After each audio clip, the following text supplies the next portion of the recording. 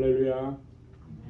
사순절 5번째 주간 수요 찬양 예배, 우리 마음과 뜻과 정성을 모아서 하나님께 올려드리겠습니다. 다 같이 기도하겠습니다.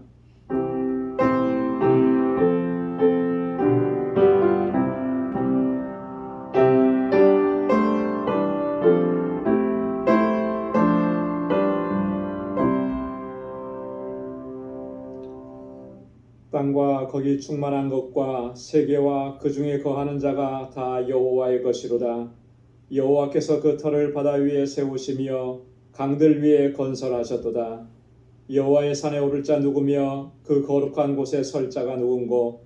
곧 손이 깨끗하며 마음이 청결하며 뜻을 허탄한 데 두지 아니하며 거짓 맹세치 아니하는 자로다.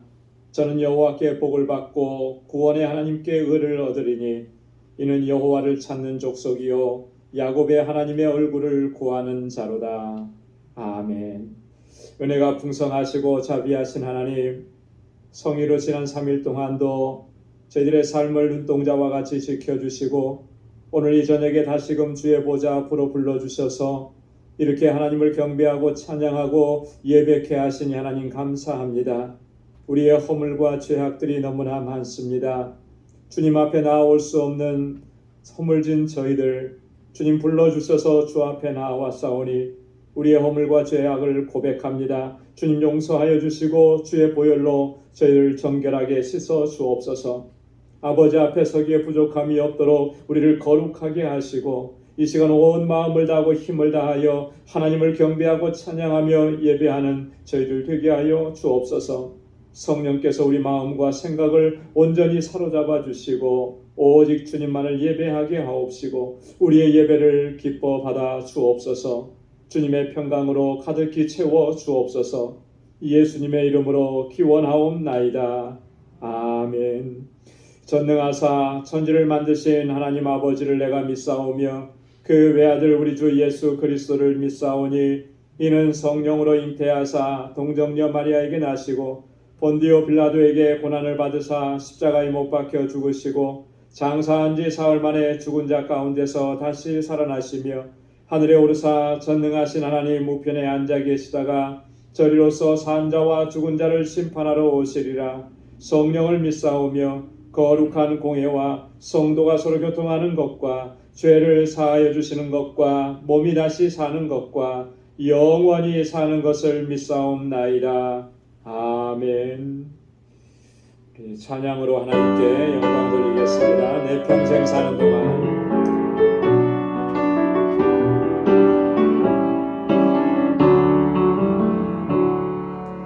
내 평생 사는 동안 주 찬양하리. 여호와 하나님 내 주를 찬양하리. 주님을 묵상함이 즐겁도다. 내 영혼 주 안에서 참 기쁘리. 내 평생 사는 동안 주 찬양하리. 여호와 하나님 내 주를 찬양하리. 주님을 묵상함이 즐겁도다. 내 영혼 주 안에서 참 기쁘리. 내 영혼아 주님을 찬양하라. 내 영혼아 주님을 찬양하라. 내 영혼아 주님을 성숙하라. 내 영혼아 주님을 찬양하라. 내 평생 사는 동안 주 찬양하리. 여호와 하나님 내 주를 찬양하리. 주님을 묵상함이 즐겁도다. 내 영혼 주 안에서 참 기쁘리. 내 영혼아 주님을 찬양하라. 내 영혼아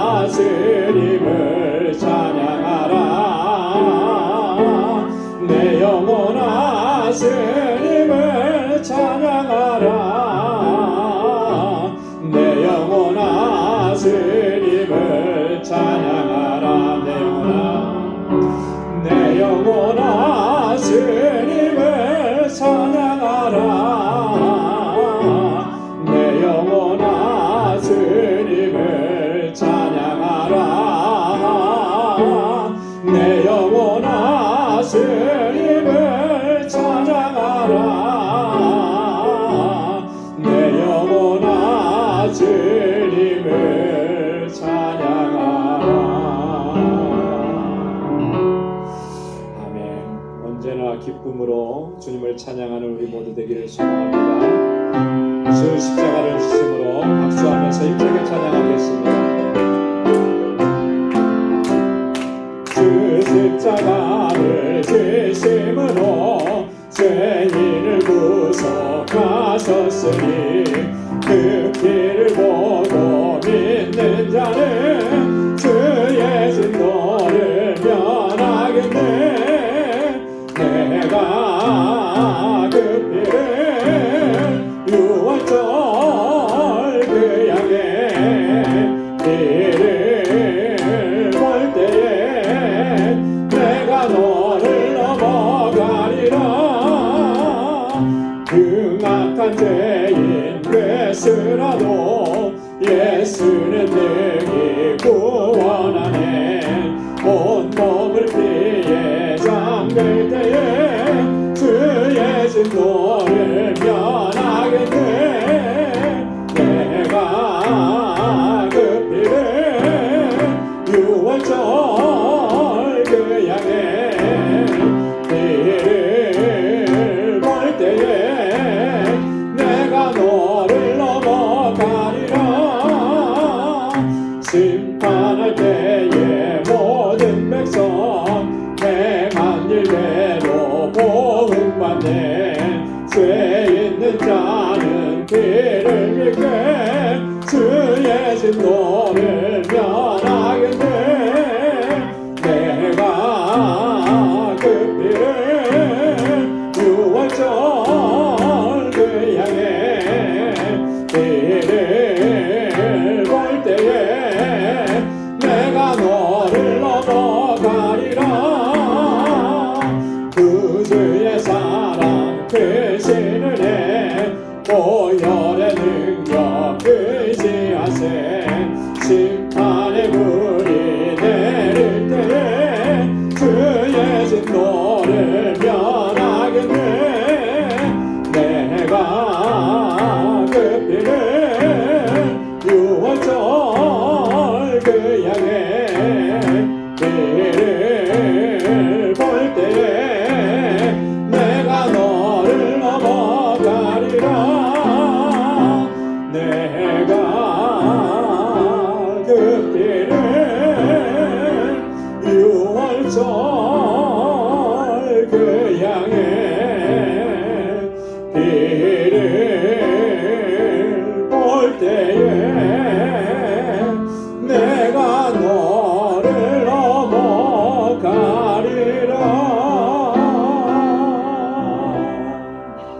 아멘. 오 신실하신 주,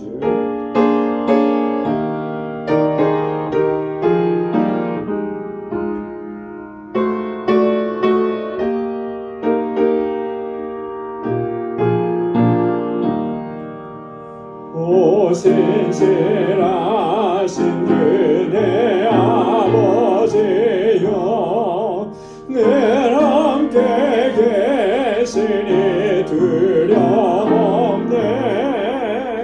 그 사랑 면찮고 날 지키시며 어제나 오늘이 한결같네. 오 신실하신 주, 오 신실하신 주, 날마다 자비를 베푸시며 일용할 모든 것 내려주시니 오 신실하신 주 나의 구주 오 봄철과 또 여름 가을과 겨울 해와 달 별들도 다 주의 것 만물이 하나로 드러낸 증거 신실한 주 사랑 나타내는 오 신실하신 주 오 신실하신 주 날마다 자비를 베푸시며 일용할 모든 것 내려주시니 오 신실하신 주 나의 구주 내 죄를 사여하리 하시고 주친이 오셔서 인도하네 오늘의 힘되고 내일의 소망 주만이 만복을 내리시네 오 신실하신 주 오 신실하신 주 날마다 자비를 베푸시며 일용할 모든 것 내려주시니 오 신실하신 주 나의 구주 아멘. 신실하신 주님을 찬양합니다. 우리 이 시간 다 같이 마음을 같이 해서 함께 통성으로 기도하겠습니다. 교회를 위해서 세우신 주의 종들과 사역자들을 위해서 우리 유스그룹과 EM 주일학교를 위해서 또 EM 사역자 청빙을 위해서 우리 환우들과 우리 연로하신 어르신들 우리 사랑하는 지체들의 곤고한 형편들을 기억하면서 우리 중보의 기도를 드립니다. 우리 또 선교사님들과 선교지를 위해서 알라메다 방주교회 우리 정덕수 선교사님 위해서 함께 기도하고 오늘도 우리가 가지고 나온 우리의 간절한 기도의 제목을 주님 앞에 아뢰겠습니다. 다 같이 통성으로 기도합니다. 하나님 아버지 주님의 사랑과 은혜 감사하고 감사합니다. 저희들을 사랑하시고 아버지 하나님 놀라우신 은혜를 베풀어 주시고 날마다 저희들 눈동자와 같이 보호하시고 아버지 하나님의 그 능하신 팔로 우리를 붙들어 주심을 감사합니다. 아버지 하나님 또 지난 날 동안도 하나님 늘 은혜 가운데 살아왔음을 이 시간도 하나님 깨닫게 하시고 아버지 하나님 그 은혜에 감사하며 이렇게 하나님 앞에 찬양하고 영광 돌리고 주님 앞에 엎드릴 수 있도록 인도해 주시니 감사합니다. 아버지 하나님 우리의 허물과 죄악을 주님 깨끗하게 사하시고 날마다 거룩한 하나님의 백성으로 살아갈 수 있도록 성령께서 우리를 항상 붙들어 주옵소서. 아버지 하나님 우리의 믿음을 더욱 견고하게 하소서. 어떠한 일을 만나도 어떠한 유혹 앞에서도 어떠한 시험 앞에서도 조금 더 요동치 아니하고 흔들리지 않도록 도와주시고 나의 소망의 주님만을 온전히 바라보고 믿음으로 굳건하게 달려가는 저희들 되게 하여 주옵소서. 우리 방주교회를 든든한 믿음의 공동체로 아름다운 사랑의 공동체로 세워주셔서 하나님의 뜻하신 일들을 온전히 이루어가는 우리 모든 지체들이 되게 하여 주옵소서. 기름 부어 세우신 주의 종들 아버지 하나님 각 기관들마다 세워주신 주님의 신실한 일꾼들 주의 능력의 장중에 붙들어 주시고 믿음으로 역사하는 주의 종들 가운데 하나님 주여 임재하시고 저들을 아버지 하나님께서 귀하게 받아주시고 주의 은혜로 가득히 채워주옵소서. 우리 방주교회가 정말 하나님의 기쁨이 되며 날로 날로 부어가고 성장하고 이 땅에 아버지 하나님 영원 구원의 사명을 잘 감당하고 하나님 나라 확장을 위해서 언제나 최선을 다하는 저희들 되게 하여 주옵소서. 우리의 사랑하는 지체들 가운데 곤고한 심령들 주님 만져주시고 위로하시고 주여 아버지 하나님 주의 치유와 주님의 평강을 더하여 주옵소서. 우리 사랑하는 성도들의 가정에 주의 평강을 더하시고 저들이 하는 모든 일을 복되게 하시고 어디에서나 정말 복에 근원된 삶을 살아가도록 도와주옵소서. 아버지 하나님 특별히 이곳에서 자라나는 우리 어린 신령들과 학생들 우리 청년들을 붙잡아 주시고 아버지 하나님 저들이 정말 신실하게 하나님 아버지 경외하고 정말 믿음으로 살고 하나님의 귀한 일꾼들로 세워지게 하시고 정말 아버지 하나님 이 어린 신령들과 학생들을 말씀으로 양육할 주의 종을 쉽게 보내어 주시옵소서.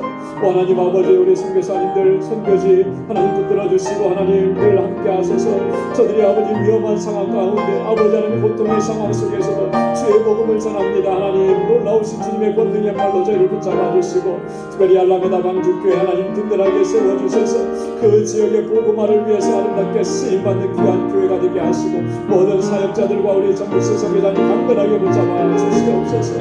아버지 하나님 이 시간도 저희들 주님 앞에 간절한 기도의 제목을 가지고 주 앞에 나와서 이 시간도 엎드려 주님 앞에 부르짖고 간구하고 기도하오니 주님 사랑하는 종들의 그 간절한 기도를 아버지 하나님 기쁘게 들어주시고 하나님의 선하신 응답을 허락하여 주옵소서. 아버지 하나님 저희의 심령이 주님의 은혜로 말미암아 아버지 하나님 주여 주시는 소망으로 말미암아 가득 차게 하시고 늘 아버지 하나님의 소망의 주님을 바라보고 믿음으로 달려가게 하시고 언제나 어디서나 하나님 정말 하나님 잘 경배하고 정말 하나님께서 찾으시는 참된 예배자로 살아가는 저희들 되게 하여 주시옵소서. 오늘도 이 저녁 주님 앞에 나와서 주의 말씀 듣기 원하오니 우리의 마음밭을 기경하여 주시고 성령께서 온전히 주장하여 주시고 주님 말씀하여 주옵소서. 아버지 하나님 그 말씀이 나를 살리고 주님 앞에 새롭게 결단하는 은혜의 시간이 되도록 주님 역사하여 주옵소서. 모든 것 감사합니다. 예수님의 이름으로 간절히 기도드리옵나이다. 아멘.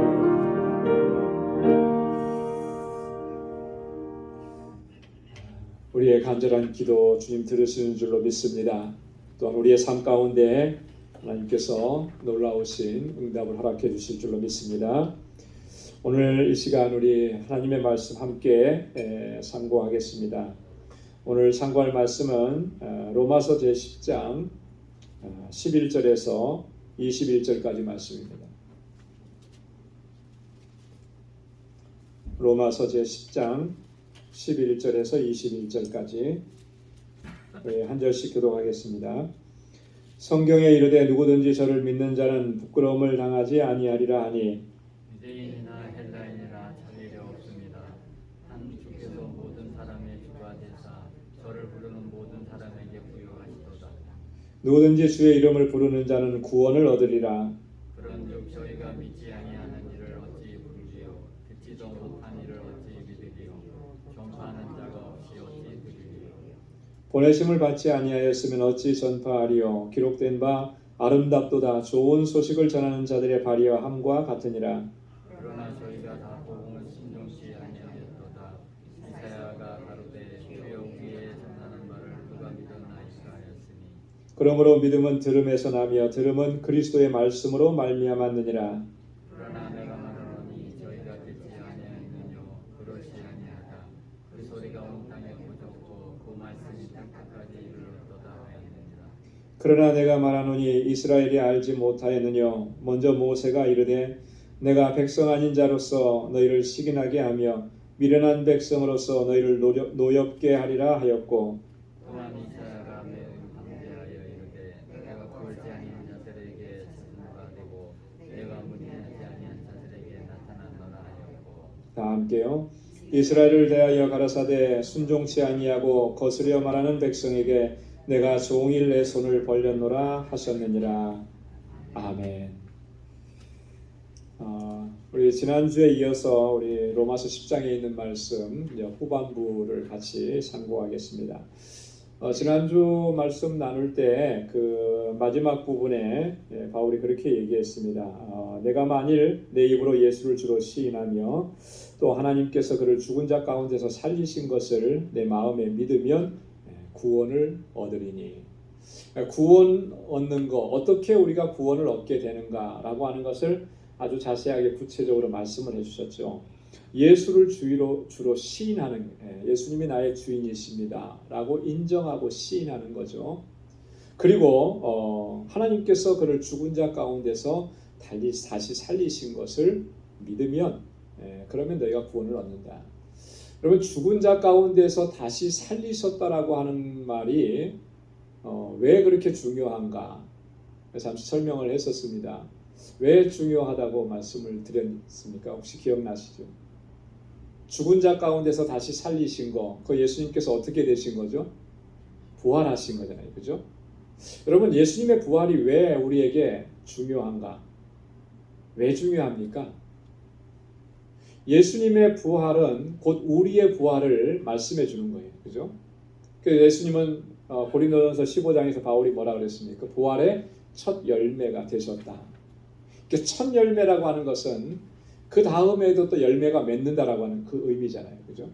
첫 열매가 맺혀지기 전까지는 그 나무가 어떤 열매를 맺을지 몰라요. 그러나 한번 첫 열매를 맺으면 그 다음부터는 계속해서 열매를 맺는 것과 마찬가지로 예수님의 부활은 우리의 부활의 확실한 증거가 되는 것입니다.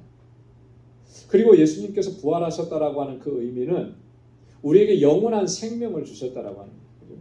예수님이 부활하셔서 영광의 몸으로 하나님 나라의 영광의 몸으로 이렇게 부활하셨던 것처럼 오늘 우리도 이 썩어지는 육체대로 사는 것이 아니라 이 육체는 다 썩어져서 없어지죠. 그러나 영원히 사는 영광의 몸으로 우리를 다시 살리시는 거예요. 예수님의 부활은 우리의 영생을 말씀해 주는 거예요. 주님께서 부활하시지 않았다면 주님의 죽으심으로 이루신 것은 뭐였습니까? 우리의 죄를 사해 주시는 거잖아요. 그죠? 주님이 십자가에서 달려 돌아가시면서 우리의 죄를 깨끗하게 씻어 주셨어요. 만약에 그것으로만 끝냈다면 여러분, 그 죄가 씻음 받고 그것으로만 끝나면 이게 우리에게 어떤 의미가 있겠습니까? 영원이라는 것은 없는 거예요. 그죠? 그러면 그것처럼 안타까운 일은 또 죽는 거죠. 또 죽는 거예요. 그냥 단지 전에는 죄가 있어서 죽었고 지금은 죄가 없이 죽는다. 그것밖에는 차이가 없는 거예요. 그런데 예수님의 부활이 우리를 단지 깨끗하게만 하신 것이 아니고 그렇게 하셔서 죄 없이 하셔서 영원하신 하나님의 나라에 들어가게 하셨다라고 하는 거죠. 영생을 우리에게 허락해 주신 거예요. 그래서 예수님 하나님께서 그를 죽은 자 가운데에서 다시 살리신 것을 믿으면, 그러니까 너희가 영생을 믿으면 그러면 구원을 얻으리라. 이렇게 말씀을 해주신 겁니다. 자, 그러면서 이제 오늘 본문의 말씀에서는 바울이 이 구원의 이 보편성과 믿음의 원리에 대해서 얘기합니다. 그래서 11절부터 15절까지는 이렇게 이 얘기를 해요. 구원의 보편성, 누구에게나 구원은 열려 있는 거예요. 그리고 근데 그 믿음으로 말미암아 우리가 구원을 얻는데 그 믿음을 갖게 되는 과정들이 어떻게 이루어진 것이냐라고 하는 것을 자세하게 설명을 합니다. 자, 그리고 두 번째로는 16절부터 21절까지는 이스라엘의 불순종에 대해서 바울이 이야기합니다. 지금 바울의 안타까움은 그거잖아요. 그죠? 동족 이스라엘 유대인들이 예수 그리스도를 믿지 않고 거부하고 이러는 거. 그래서 정말 자기가 이 예수 그리스도의 사랑에서 끊어질지라도 내가 원하는 것은 내 동족의 구원받는 것이다. 이렇게 얘기했잖아요. 그러니까 이스라엘이 왜 그렇게 됐는가, 그들의 불순종이 어떻게 나타났는가라고 하는 것을 구약의 성경을 인용하면서 옛날부터 그래 왔었다라고 하는 것을 또 이야기하는 것입니다. 자, 그러면 오늘 본문을 통해서 좀 더 자세하게 살펴보도록 하겠습니다. 첫 번째 단락에 구원의 보편성과 믿음의 원리라 그랬는데요. 그 첫 번째 보면 구원의 보편성을 얘기하는데 11절부터 13절까지 말씀입니다. 자, 11절 말씀에 보면 성경에 이르되 누구든지 저를 믿는 자는 부끄러움을 당하지 아니하리라 하니 그랬습니다. 누구든지 저를 믿는 자는 뭘 당하지 않는다고요? 부끄러움을 당하지 않는다. 이 부끄러움을 당하지 않는다라고 하는 말은 조금 의미가 우리에게 들려올 때는 좀 약하게 들려옵니다. 그런데 바울이 이 말씀을 구약 성경에서 인용을 해오거든요. 그 인용해오는데 거기에 말씀은 아주 정말 살벌하고 적나라합니다. 어떻게 기록이 되어 있냐면 여기 성경에 이르되 그랬잖아요. 그러니까 여기서 말하는 성경에 이르되는 어떤 성경을 말씀하는 거겠어요? 구약 성경을 얘기하는 거죠. 신약 성경에서 성경에 이르되 이렇게 말하는 건 전부 다 구약 성경을 얘기하는 거예요. 왜냐하면 신약 성경은 아직 그때까지 있지 않았기 때문에. 자, 이 성경에 이르되는 어떤 말씀을 인용한 것이냐면 이사야 28장 16절에 있는 말씀을 인용한 것입니다. 이사야 28장 16절에서는 이렇게 얘기했습니다. 그러므로 주 여호와께서 가라사대 보라 내가 한 돌을 시온에 두어 기초를 삼았노니 곧 시험한 돌이요 귀하고 견고한 기초돌이라 그것을 믿는 자는 급절하게 되지 아니하리로다. 자, 한 돌을 하나님께서 세우셨다 그랬습니다. 그 한 돌, 시온에 세운 한 돌은 누구를 가리키는 겁니까? 메시아이신 예수 그리스도를 가리키는 거죠. 자, 근데 그것을 믿는 자는 메시아를 믿는 자는 어떻게 되지 않는다고요? 급절하게 되지 않는다. 그럼 급절한다라고 하는 말이 무슨 말이죠? 급절한. 갑작스럽게 위급한 상황이 되는 거예요. 그죠? 예. 건강한 사람이 갑작스럽게 쓰러져서 위급한 상황이 되는 것처럼 그런 상태가 되는 것을 급절한 상황. 어떻게 손 써볼 수도 없는 그런 상태가 돼요. 예. 그래서 그것을 하나님께서 세우신 그 한 돌 메시아를 믿는 사람은 어떻게 되지 않는다는 거예요. 급절하게 되지 아니하리라. 자, 그런데 바울은 그것을 인용할 때 이렇게 인용을 했습니다. 저를 믿는 자는 무엇을 당하지 않는다? 부끄러움을 당하지 않는다. 그러니까 부끄러움을 당하지 않는다라고 하는 의미가 바로 급절하게 되지 않는다라고 하는 의미를 같은 의미로 바울이 사용하고 있다라고 하는 거예요. 자, 그런데 여기서 보면 무엇이 구원의 보편성을 얘기하는 것이냐? 여기 보면 뭐라고 얘기했냐면 누구든지 그랬어요. 누구든지. 여러분 누구든지라고 하는 말은 예외가 있는 것입니까? 없는 것입니까? 예외가 없는 거예요. 그죠? 예외 없이 누구나 다. 믿음과 구원의 보편성을 강조하는 거예요. 믿음이라고 하는 거. 믿음으로 말미암아 구원 얻는데 거기에는 예외가 없다는 거죠. 누구나 다 저를 믿는 자는 저가 누구예요? 예수 그리스도잖아요. 예수 그리스도를 믿는 자는 부끄러움을 당하지 아니하리라. 이렇게 말씀합니다. 바울이 이 11절에서 이 구원의 보편성에 대해서 이렇게 얘기하는 것입니다. 자, 이어서 또 얘기합니다. 11절에 보면은 12절에 보면 유대인이나 헬라인이나 뭐가 없다 그랬어요? 차별이 없으시다 그랬어요. 자, 유대인들은 얼마나 이방인들을 헬라인은 이방인을 지칭하는 건데요. 이방인들을 얼마나 차별했습니까? 차별한 정도가 아니고 무시하고요. 멸시하고 아예 저주하고 저들은 지옥에 가는 존재들이다. 심지어는 어느 앞에는 그렇게 얘기했다고 그랬잖아요. 지옥의 불쏘시개 갑니다. 이렇게까지 얘기해요. 유대인들은 철저하게 이방인들, 헬라인들을 차별했죠. 그러나 복음은 믿음에 관해서는 이런 차별이 없다라고 하는 거예요. 예수를 믿어서 구원함을 얻는 것은 유대인이나 이방인이나 차별이 없는 거예요. 유대인들은 철저하게 차별했죠. 물론 과거 구약 시대에도 이스라엘 공동체 안에 들어올 수 있는 이방인들이 있었어요. 근데 거기는 극소수였고요. 그리고 유대인 공동체 안에 들어오려면 반드시 그들이 거쳐야 하는 의식이 있습니다. 그게 뭐냐면 할례를 행해야 돼요. 할례를 행해. 남자들은 할례를 다 행해요. 그리고 율법을 철저하게 지켜야 돼요. 그러지 않으면 유대 공동체 안에 들어올 수가 없는 거죠. 그렇게 소수의 사람들은 들어올 수 있었지만 이게 완전히 이방인들에게 열려 있진 않았다라고 합니다. 이렇게 차별을 했어요. 그러나 이 복음은 차별이 없다라고 하는 것이죠. 차별이. 왜 이렇게 차별이 없는가? 이미 예수 그리스도께서 모두를 위해서 이 구원의 문을 다 열어 놓으셨기 때문에. 그래서 바울은 에베소서 2장 13절에서 19절에서 주님께서 하신 그 일들을 자세하게 기록을 해놓았습니다. 그 중에 13절과 14절에 있는 말씀을 제가 대신 읽어드리면요. 에베소서 2장 13절 14절에 그렇게 얘기했습니다. 이제는 전에 멀리 있던 너희가 그리스도 예수 안에서 그리스도의 피로 가까워졌느니라. 그는 우리의 화평이신지라 둘로 하나를 만드사 중간에 막힌 담을 허시고 그랬습니다. 자, 무엇으로 말미암아 지금 유대인들과 이방인들이 가까워진 거예요? 그리스도의 피로 말미암아. 그리스도의 피로 말미암아. 그리스도는 화평이시기 때문에 둘을 하나로 만드셨어요.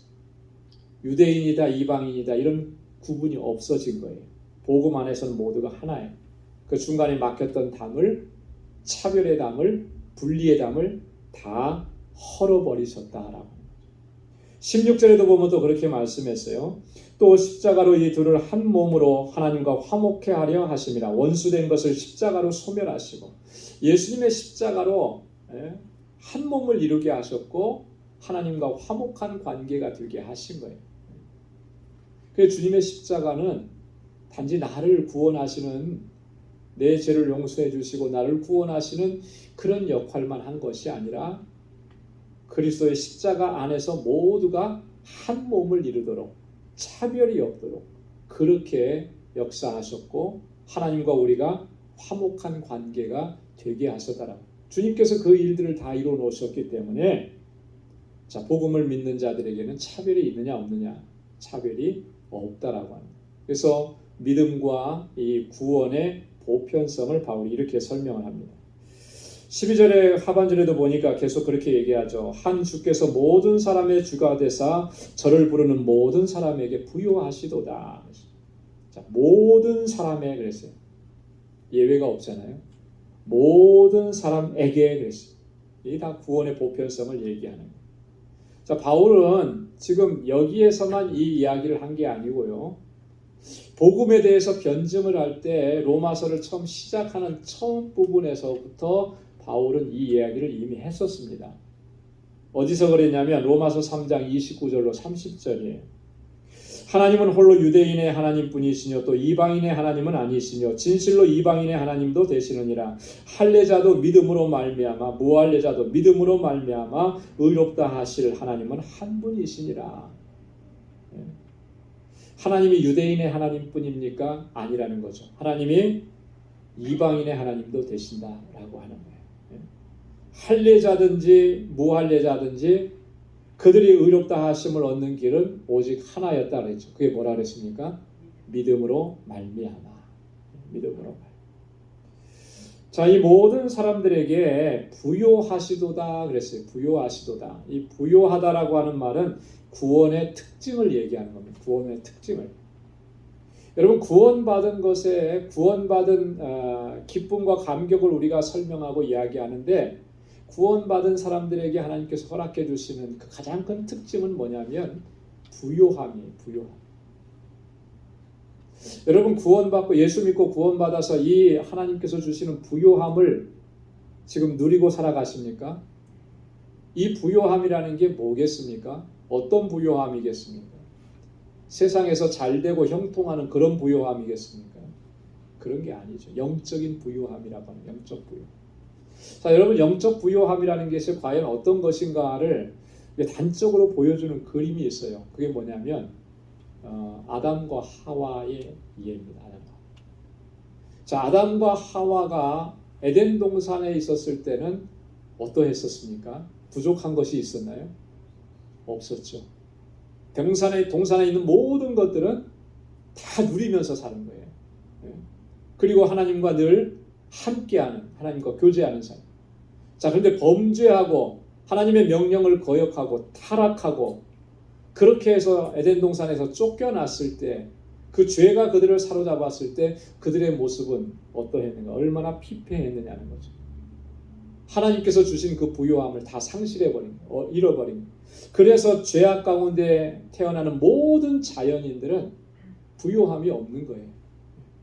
그런데 하나님께서 예수 그리스도가 우리의 주가 되게 하시고 주님께 있는 그 부요함을 우리에게 허락해 주셨다라고 합니다.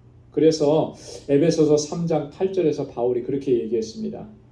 모든 성도 중에 지극히 작은 자보다 더 작은 나에게 이 은혜를 주신 것은 측량할 수 없는 그리스도의 풍성을 이방인에게 전하게 하시고 그랬어요. 그리스도에게 있는 그 풍성함은 측량할 수가 없다라고 했어요. 그죠? 측량할 수가 없어요. 그것을 우리에게 허락해 주셨다라고. 그리고 바울은 그것을 이제 이방인에게 전하게 하신 거예요. 그래서 이 복음 전하는 일이 너무나 기쁘고 감사한 거예요. 왜요? 내가 지금 누리고 있는 그 영적인 풍성함, 예수 그리스도로 말미암아 누리고 있는 그 영적 풍성함을 지금 전하는 거잖아요. 나눠주는 거잖아요. 그래서 저 사람으로 하여금 그 풍성함을 누리게 하는 거예요. 그래서 우리가 나와 함께하는 이웃들이 그것을 누리는 것을 볼 때 너무나 감격스럽고 감사한 거죠. 그게 바울은 복음을 전할 때마다 그 감격이 있었다라고 하는 거예요.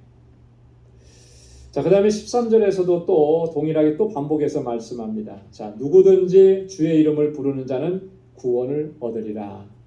여기도 보니까 누구든지예요. 누구든지. 예외가 없습니다. 주님의 이름을 부르는 자는 뭘 얻는다고요? 구원을 얻으리라. 자, 이 말씀도 요엘서 2장 32절의 말씀을 인용한 것인데 요엘서에서는 그렇게 기록되어 있습니다. 누구든지 여호와의 이름을 부르는 자는 구원을 얻으리니 그랬어요. 여호와의 이름을 부르는 자는 구원을 얻으리니. 근데 바울은 지금 주의 이름을 부르는 자는 구원을 얻으리니 그렇게 인용을 합니다. 하나님의 이름을 부르는 것과 주님의 이름, 예수님의 이름을 부르는 것이 다르지 않다라고 하는 걸 얘기하는 거죠. 같다라고 하는. 자, 그러면 이 주님의 이름을 부른다라고 하는 것이 어떤 의미이겠습니까? 여러분, 주님의 이름을 부른다라고 하는 것은 두 가지 의미가 있는데요. 그 첫째는 예수 그리스도를 나의 주로 나의 구원자로 믿고 그리스도께 모든 영광을 올려드리는 것. 그것이 바로 주님의 이름을 부르는 거예요. 이 믿음이 있는 거예요. 믿음이 전제된 거죠. 나의 주로 나의 구원자로 고백하는 거예요. 그래서 그분만을 예배하고 그분만을 찬양하는 거예요. 그래서 이 초대교회 시대에는요, 주의 이름을 부른다라고 하는 이 말을 어떤 의미로 사용했냐면 하나님께 예배드린다라고 하는 그런 말로 사용을 한 거예요. 그래서 여러분 신약 성경을 쭉 읽다 보면 믿는 성도들을 그렇게 표현한 것이 많아요. 뭐냐면 주의 이름을 부르는 자라고. 우리 찬양에도 보면 복음성가에 보면 주의 이름을 부르는 자는 무엇을 얻는다고요? 구원을 얻으리로다. 찬양도 있잖아요. 그 주님의 이름을 부른다라고 하는 것이 아주 공식적인 그런 그 용어예요. 그래서 그게 나는 이제 주님의 뜻대로 따라 살아가겠습니다라고 하는 신앙 고백이기도 하고, 또 내가 주님의 이름을 부른다라고 하는 것을 당당하게 얘기하는 것은 내가 그리스도인임을 증거하는 그런 표현이기도 한 것입니다. 그래서 사도행전 9장 14절에 보면 성도를 그렇게 표현을 했어요. 뭐냐면 여기서도 주의 이름을 부르는 모든 자를 결박할 권세를 대제사장들에게 받았나이다 하거늘, 그렇게 기록하고 있거든요. 이게 뭐냐면 여러분, 사도행전 9장에는 사도 바울이 사울일 때 다메섹으로 예수 믿는 사람들을 이렇게 잡아서 옥에 가두려고 가는 중에 부활하신 주님을 만난 사건이잖아요. 자, 그때 이제 이 사울이 이 그 대제사장들에게 그 결박을 결박할 권세를 받아가지고 갔는데, 그때 누구를 그렇게 했느냐면 주의 이름을 부르는 모든 자라, 이렇게 성경은 기록하고 있습니다. 성도를 가리키는 거죠. 자, 누구든지 주님의 이름을 부르면 구원을 얻는다. 자, 그다음에 그러면 이 복음 전파와 우리 믿음의 관계가 어떻게 형성이 되어 있는가? 14절부터 15절까지 바울이 자세하게 설명을 합니다. 자, 14절에 보면 믿지 않는 일을 아니하는 일을 어찌 부르리요 그랬습니다. 자, 믿지 아니하는 일을 어찌 부르리요? 내가 믿지 않는데 예수님을 나의 주로 이렇게 부를 수 있습니까? 없죠. 아까도 로마서 10장 10절 지난주에 말씀 읽은 거에서 보면 사람이 마음으로 믿어 의에 이르고 입으로 시인하여 구원에 이른다 그랬습니다. 그죠? 믿어야죠. 먼저 그 믿음이 있어야 그 입으로 시인하는 것이 나오죠. 믿음이 없이 시인하는 것이 먼저 나오면 사실은 그것은 그 시인하고 지금 고백하는 것이 진짜일 수가 없는 거예요. 왜냐하면 믿지 않는데 그런 고백을 할 수가 없는 거죠. 그래서 고린도전서 12장에서 바울이 그렇게 얘기했습니다. 예수 그리스도를 믿는 사람이 예수 그리스도를 저주할 사람은 아무도 없다. 그죠? 근데 예수 그리스도를 믿지 아니하면 누구든지 예수를 주로 시인할 수 없다. 그렇게.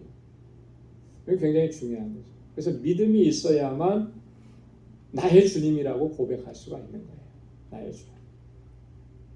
그렇기 때문에 우리가 예수 그리스도 이름을 부르고 예수님을 예배할 수 있기 위해서 선행되는 그런 그 일이 뭐냐면 그분이 어떤 분이신지, 그분이 나와 어떤 관계를 가지고 있는지 이것을 분명히 알고 여기에 대한 분명한 믿음이 있어야 합니다. 그것이 없으면 주님을 부를 수가 없는 거죠. 그래서 우리가 주님 앞에 나와서 이렇게 하나님의 이름을 부르고 기도하고 할 수 있는 것, 이게 다 우리 안에 믿음이 있기 때문에 그렇게 주님을 부른 거예요. 믿음이 없이 부르짖는다라고 하는 것은 뭘 의미하느냐면 마치 이런 것과 같아요. 이방 사람들이 자신의 신을 부르는 것, 이런 것과 똑같죠. 마치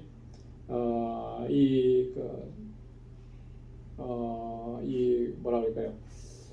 구약의 11개 하에 보면 11개 상에 보면 이 엘리야가 갈멜산에서 그 바알의 제사장들 또 아세라 신을 섬기는 사람들 850명과 영적인 대결을 하잖아요. 자, 그런데 그들이 자신들의 신을 막 불러대는데 그 신이 응답을 합니까? 전혀 응답을 하지 않죠. 그러니까 나중에 어떻게 해요? 자기의 자해를 해가면서 자신들의 신의 이름을 부르는, 마치 그런 모습과 똑같다라고 하는 거예요. 우리가 신앙생활하고 예수 믿는다고 하면서도 믿음 없이 만약에 주님의 이름을 부르는 것은 그렇게 허황된 것을, 허망한 것을 부르는 것과 같다라고 하는 것이죠. 믿지 아니하느니 부를 수 없다라고 하는 거예요. 자, 그 다음에 14절에 또 이어서 듣지도 못한 이를 어찌 믿으리요. 자, 그러면 그 믿음이라는 것이 어떻게 형성이 되었느냐라고 하면 들었기 때문에, 들음으로 말미암아 그 믿음을 갖게 되었다라고 합니다. 근데 그 들음이라고 하는 것은 무엇에 대한 들음이에요? 예수 그리스도에 대한 들음이라고, 복음에 대한 들음이라고. 그래서 로마서 뒤에 우리가 좀 뒤에 이제 읽겠습니다만 17절에 보니까 믿음은 어디에서 난다 그랬어요? 들음에서 나며, 들음에서 나며. 그 들음은 무엇으로 말미암았다고요? 그리스도의 말씀으로 말씀. 그러니까 말씀을 들어야 되는 거예요. 말씀이 곧 복음인 거예요. 주님의 말씀이 곧 복음인 거예요. 그것을 듣지 않고, 말씀을 듣지 않고 믿음이 생긴다? 생길 수가 없는 거죠. 듣지 않았는데 내가 믿는다? 그럴 수가 없는 거예요. 자, 사도행전 10장 44절에 보면 베드로가 고넬료의 집에서 예수 그리스도를 전하는데 그때 이런 놀라운 역사가 일어납니다. 베드로가 이 말할 때에 성령이 말씀 듣는 모든 사람에게 내려오십니다. 말씀을 전할 때 베드로는 예수 그리스도를 전했거든요. 복음을 전한 거죠. 그렇게 말씀을 들을 때 뭐가 임했다 그랬어요? 성령이 임하셨다. 말씀이 들려지니까 그들 안에 믿음이 생겨난 것이고 그 믿음 위에 성령께서 역사하신다라고 합니다. 그래서 듣는 것이 너무나 중요한 것입니다. 듣지 못한 일을 어찌 믿으리요? 자, 그 다음에 이어서 또 이렇게 얘기합니다. 전파하는 자가 없이 어찌 들으리요? 자, 그것을 들으려고 하면 전제되는 사건이 있어야 돼요. 뭐가 있어야 되는 거예요? 전파하는 자가 있어야 되는 거죠. 누군가가 전해줘야 하는 거예요. 여러분, 믿고 듣고 믿음으로 반응할 수 있으려면 반드시 복음 전파가 선행되어야 하는 것이죠. 전하는 자가 없는데 어떻게 들을 수가 있겠습니까? 그래서 이 전한다라고 하는 것이 너무나 중요합니다. 바울이 디모데후서 4장 1절로 2절에서 뭐라고 권고했느냐면 하나님 앞과 산 자와 죽은 자를 심판하실 그리스도 예수 앞에서 그의 나타나실 것과 그의 나라를 두고 엄히 명하노니 너는 말씀을 전파하라. 때를 얻든지 못 얻든지 항상 힘쓰라. 할렐루야. 여러분, 이 말씀 꼭 기억해야 돼요. 바울이 여기 뭐라 그랬냐면 엄히 명하노니 그랬어요. 아주 강하게 명령을 내리는 거예요. 그냥 시간 되면 한번 복음 전하고 할 수 있으면 좀 하고 그런 게 아니라는 거잖아요. 엄히 명령하는, 그 명령이 뭐였습니까? 너는 말씀을 전파하라. 자, 어떤 상황이 되든 때를 얻든지 못 얻든지 항상 힘쓰라. 왜 그렇게 전해야만 하는 것이겠습니까? 그렇게 말씀을 전하고 복음을 전해야, 그래야 믿음으로 반응하는 역사가 일어나기 때문에 그런 것입니다. 자, 그 다음에 그러면 15절에 보니까 보내심을 받지 아니하였으면 어찌 전파하리요? 이게 또 중요한 말씀인데요. 보내심을 받지 않았으면 어찌 전파하리요? 여러분, 복음을 전하는 일의 궁극적인 근원이 뭐냐면 내 스스로의 의지나 어떤 내 결단이 아니라 하나님께서 보내신다라고 하는 거예요. 하나님께서 그 마음을 우리 안에 주시는 거예요. 우리의 심령 가운데 나가서 복음을 전하도록 계속해서 우리 안에서 역사하시는 거죠. 성령으로 우리를 충동하시는 거예요. 그래서 나가서 복음을 전하게 하죠. 그랬기 때문에 우리가 나가서 복음을 전할 수가 있게 됩니다. 그럼에도 불구하고 그런 하나님의 내 안에서 역사하시는 것을 우리가 묵살해버리고 그것을 눌러버린다면 너무나 안타까운 일인 거죠. 보내심을 받은 자들이에요. 이미 하나님께서 우리를 보내셨습니다. 복음을 전하라고. 그걸 우리가 어디서 확인할 수 있습니까? 마태복음 28장 19절로 20절, 마태복음의 마지막 장이잖아요. 우리는 그 말씀을 당시에 제자들에게만 예수님께서 하신 말씀으로 이해하는데 그게 아니잖아요. 제자들에게 하신 말씀은 곧 누구에게 하신 말씀이에요? 우리에게, 이 시대를 살아가는 모든 그리스도인들에게 하신 말씀이에요. 그러니까 여기서 너희는 가서 그랬잖아요. 너희는 내 이름을 집어넣는 거예요. 그죠? 나에게 하신 말씀인 거예요. 가서 모든 족속으로 제자를 삼아 아버지와 아들과 성령의 이름으로 세례를 주고 내가 너에게 분부한 모든 것을 어떻게 하라고요? 가르쳐 지키게 하라. 이게 나에게 주신 명령이에요. 모든 믿는 자들에게 주신 명령인 것이죠. 이렇게 주님은 우리를 이미 파송을 하셨어요. 전하라고. 그런데도 우리가 전하지 않고 있으니 우리가 정말 직무유기를 하는 거죠. 직무유기. 그럼 이 직무유기라고 하는 것이 엄청난 죄잖아요. 사실 사회적으로 봐도. 특히 뭐 어떤 국가기관에서 일하는 사람들이 직무유기하면 그 엄청나게 엄격하게 다스리잖아요. 마찬가지. 이사야 6장 8절에 내가 누구를 보내며 누가 우리를 위하여 갈고, 하나님께서 그렇게 말씀하셨을 때 이사야가 뭐라고 얘기했습니까? 내가 여기 있나이다, 나를 보내소서 그랬습니다. 우리가 그렇게 응답하고 복음을 전할 때 그곳에 믿음의 역사가 일어나게 되는 줄로 믿습니다. 자, 기록된 바 아름답도다 좋은 소식을 전하는 자들의 발이여 함과 같으니라. 15절에 좋은 소식은 뭐예요? 복음인 거죠. 복음. 이사야 52장 7절에 있는 말씀을 인용한 것인데, 여기서 말하는 좋은 소식은 이사야서에서는 그게 평화를 공포하는 소식이고 복된 소식이고 구원을 공포하는 소식이고 내 하나님이 통치하신다라고 하는 말씀을 선포하시는 거예요. 그것을 선포하면서 산을 넘는 자들의 발이 얼마나 아름다우냐라고 하는 거예요. 그럼 가장 아름다운 발걸음은 복음을 전하는 발걸음인 거예요. 예수 그리스도의 복음을 전하는 발걸음. 저와 여러분들의 발걸음이 그와 같은 발걸음이 되기를 소망합니다. 자, 그 다음에 16절부터 20절까지 우리 두 번째 단락에 우리 간단하게 보도록 하겠습니다. 이스라엘의 불순종에 대해서 얘기를 하는데요. 16절에 보니까 그러나 다 복음을 순종치 아니하였도다 그랬습니다. 자, 이렇게 복음을 전하도록 하나님께서 역사하셨는데 다 순종치 않았다. 순종치 아니한 게 누구를 가리키냐면 유대인들을 가리키는 거예요.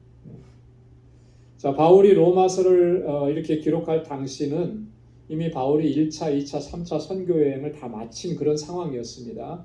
자, 그러니까 바울이 복음을 전했을 때 주로 어디에서 전했어요?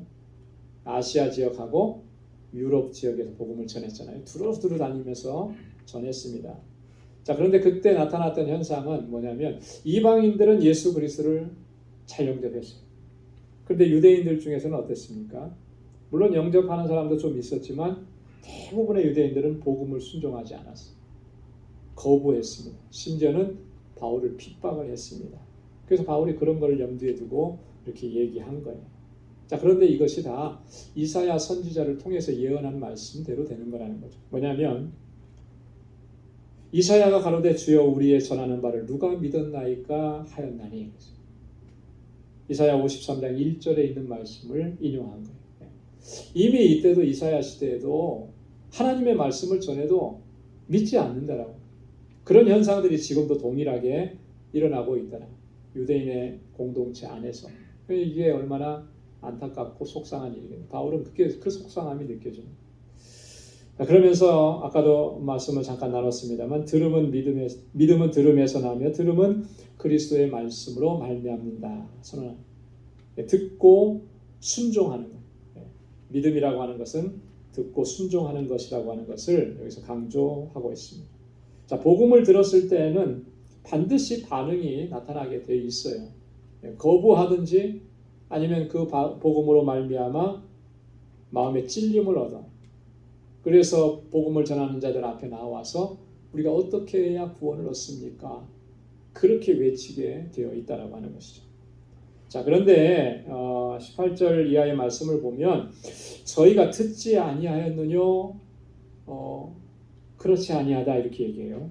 이게 굉장히 좀 중요한 내용입니다. 그러나 내가 말하노니 저희가 듣지 아니하였느뇨? 그렇지 아니하다. 그 소리가 온 땅에 퍼졌고 그 말씀이 땅 끝까지 이르렀도다 하였느니라. 자, 이걸 뭘 얘기하느냐면 바울이 이렇게까지 항변하는 얘기를 듣고 우리는 듣지 못했다 이렇게 변명하는 것을 단 한마디로 일축해 버리는 거예요. 왜냐하면 그 소리가 땅 끝까지 온 땅에 퍼졌고 그 말씀이 땅 끝까지 이르렀도다. 이미 다 말씀하여졌고 이미 말씀이 다 땅 끝까지 선포되었었다. 그런데도 듣지 못했다. 그거는 변명이라고 하는 거죠. 그렇게 말할 수가 없다라고 합니다. 그러니까 이 말씀은 시편 19편 1절로 4절에 있는 말씀을 인용한 것입니다. 시편 19편 1절로 4절에는 이런 내용이에요.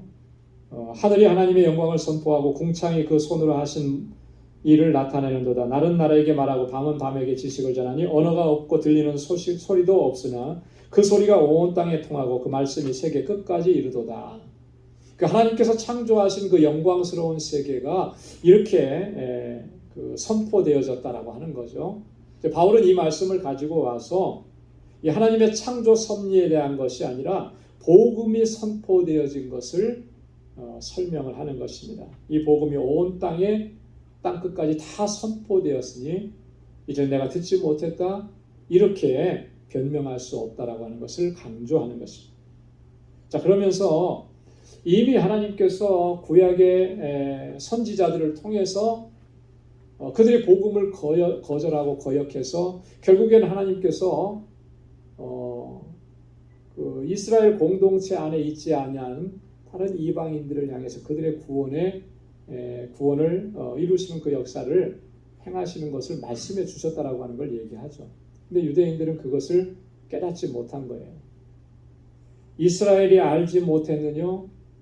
이미 다 하나님께서 다 그렇게 행하셨었다. 그래서 19절에는 모세를 통해서 증거하신 일을 이야기합니다. 19절에 이렇게 얘기하죠. 먼저 모세가 이르되 내가 백성 아닌 자로서 너희를 시기나게 하며 미련한 백성으로서 너희를 노엽게 하리라 하였고, 모세를 통해서 말씀을 하신 거예요. 자, 백성 아닌 자 누구를 가리키는 겁니까? 이방인들을 가리키는 거잖아요. 그죠? 미련한 백성 이방인들을 가리키는 건데 유대인들이 이방인들을 그렇게 불렀어요. 자, 그런데 그들로 인해서 너희들이 시기나게 되고 그들이 너희를 노엽게 하리라. 이미 모세를 통해서 말씀하신 거예요. 이 말씀이 어디에 기록되어 있느냐면 신명기 32장 21절에 기록된 말씀.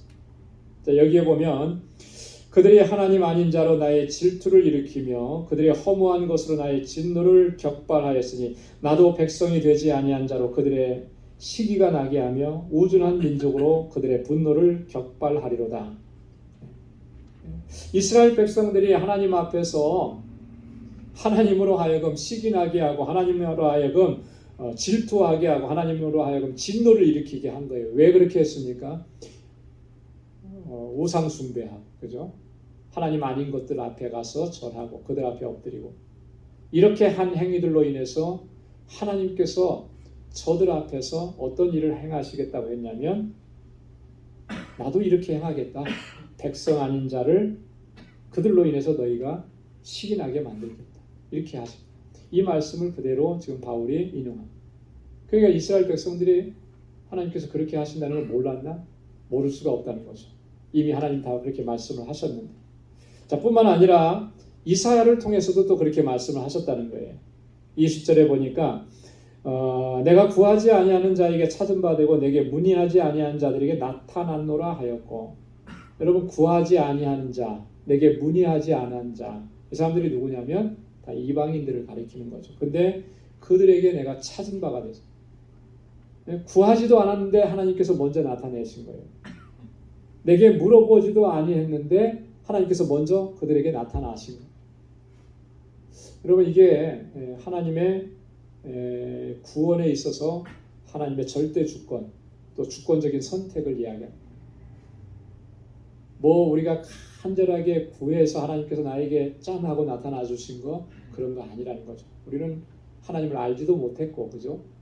그런데도 하나님께서 찾아와 주셔서 우리에게 자신을 보여주시고 우리를 구원의 백성으로 삼아 주신 거예요. 이게 하나님의 절대 주권인 거죠. 주권적인 선택으로 그렇게 하신 거예요. 근데 이미 이사야 선지자를 통해서 그렇게 말씀을 하셨다라고 합니다. 왜냐하면 이거는 이사야 65장 1절에 있는 말씀을 인용한 거예요. 나는 나를 구하지 아니하던 자에게 물음을 받았으며 나를 찾지 아니하던 자에게 찾아냄이 되었으며 내 이름을 부르지 아니하던 나라에게 내가 여기 있노라 내가 여기 있노라 하였노라. 이미 하나님께서 그렇게 하셨다는 거죠. 자, 이름에도 불구하고 그들은 듣지 못했다, 알지 못했다 이렇게 변명할 수가 없다라고 하는 것을 바울이 얘기합니다. 자, 그러면서 이제 마지막 21절에 결론으로 하나님의 열심과 이스라엘의 불순종에 대해서 바울이 이야기합니다. 하나님의 열심은 뭐예요? 이런 거예요. 순종치 아니하고 거스려 말하는 백성에게 내가 종일 내 손을 벌렸노라. 이스라엘 백성들이 지금 어떻게 해요? 하나님 앞에 순종하지도 않고 늘 하나님 앞에 거역하는 거예요. 그럼에도 불구하고 하나님은 종일토록 그 손을 벌렸다. 이사야 65장 2절에 있는 말씀을 인용한 것입니다. 내가 종일 손을 펴서 자기의 생각을 쫓아 불선한 길을 행하는 패역한 백성들을 불렀나니. 여러분 패역한 백성, 다른 말로 얘기하면 하나님을 배반한 백성이에요. 그죠? 하나님을 반역한 자들이라는 거예요. 여러분 배반하고 반역했으면 여러분 어떻습니까? 인간 우리 살아가는 사회 속에서도 신의를 저버리고 배반하고, 그죠? 그랬으면은 그 사람 다시 봅니까? 안 보잖아요. 그죠? 한 번 배반한 사람은 두 번, 세 번도 배반한다 그러죠. 그래서 그 관계를 끊어버리는 거예요. 세상의 이치도 그런데 하나님은 그렇게 하시지 않은 거예요. 패역한 백성들을 향해서 항상 손을 펴시는 거예요. 이게 아버지 하나님의 마음이에요. 여러분 누가복음 15장에 보면 예수님께서 한 비유를 주신 게 있어요. 탕자의 비유죠. 근데 사실 탕자의 비유라기보다는 아들을 사랑하는 아버지 하나님의 마음을 표현한 비유예요. 자, 탕자가 나갔을 때 아버지는 어떻게 하고 계셨습니까? 편안하게 쉬고 집안에서 요즘식으로 말하면 TV나 보고 인터넷이나 하고 뭐 그렇게 있었어요? 아니잖아요. 항상 문 밖에 나가서 그 아들을 기다리고 있어요. 아직도 상거가 먼데라고 했거든요. 이 상거가 멀다라고 하는 것은 눈으로 확인할 수가 없다라고 하는 거예요. 뭐가 있기는 있는 것 같은데 그게 누군지를 잘 모른다라고 하는, 그렇게 먼 거리예요. 그런데도 저기는 내 아들이구나 알아본 거죠. 그게 아버지의 마음. 그게 기대. 여러분 둘째 아들은요, 이거는 사람이라면 그렇게 할 수가 없는 거예요.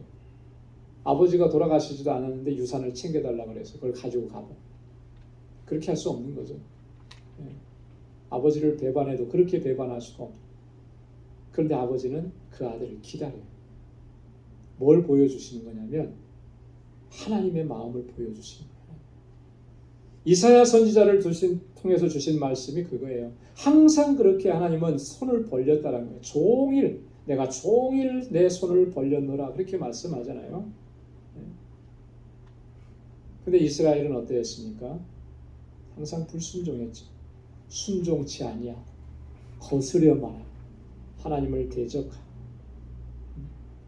그렇게 가면은 결국 끝에 가서는 하나님의 심판이 임할 수밖에 없는 거죠. 지금 유대인들을 바라보니까 바울이 그런 거예요.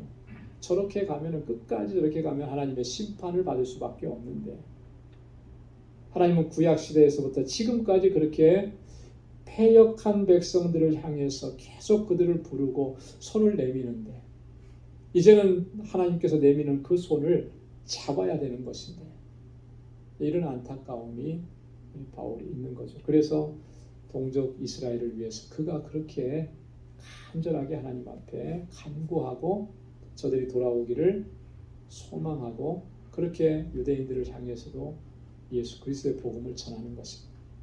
여러분 오늘 이 말씀을 통해서 이 바울의 이 간절함을 우리도 갖고 또 우리에게도 명하신 이 복음을 증거하는 이 사명을 잘 감당할 수 있는 우리 모두가 되기를 주님의 이름으로 축원합니다. 기도하겠습니다. 하나님 아버지 감사합니다. 오늘도 저희들을 이렇게 하나님을 찬양하고 예배케 하시고 하나님의 귀한 말씀 또 우리의 가슴에 새길 수 있도록 도와주시니 감사합니다. 하나님 나를 구원하시기 위해서 우리 주님 이 땅에 오셔서 십자가에 달려 돌아가셨고 다시 살아나셨습니다. 2000년 전에 이루신 그 하나님 주님의 놀라우신 구속의 은혜가 하나님 오늘 우리에게 전해지도록 하나님께서 수많은 주의 종들과 주의 성령의 역사하심으로 우리가 이 말씀을 듣고 믿음을 갖게 하시고 주님 앞에 나아올 수 있도록 인도해 주신 것 너무나 감사합니다. 이제는 그 믿음 안에서 살아가고 주님의 주신 이 복된 소식을 우리가 살아가는 동안에 항상 증거하고 세상에 선포하고 그래서 많은 이들을 주님 앞으로 돌아오게 하는 이 귀한 사명을 잘 감당하는 저희들 되게 하여 주옵소서. 이제는 우리 주 예수 그리스도의 무한하신 은혜와 하나님 아버지의 크고 놀라우신 사랑과 성령의 위로 교통 충만하심의 역사가 주의 말씀대로 순종하고 복음의 증인으로 살아가기로 결단하는 우리 방주의 모든 믿음의 권속들과 저들의 가정과 직장, 생업의 터전과 학업위에 이제로부터 영원까지 함께 하시기를 간절히 축원하옵나이다. 아멘.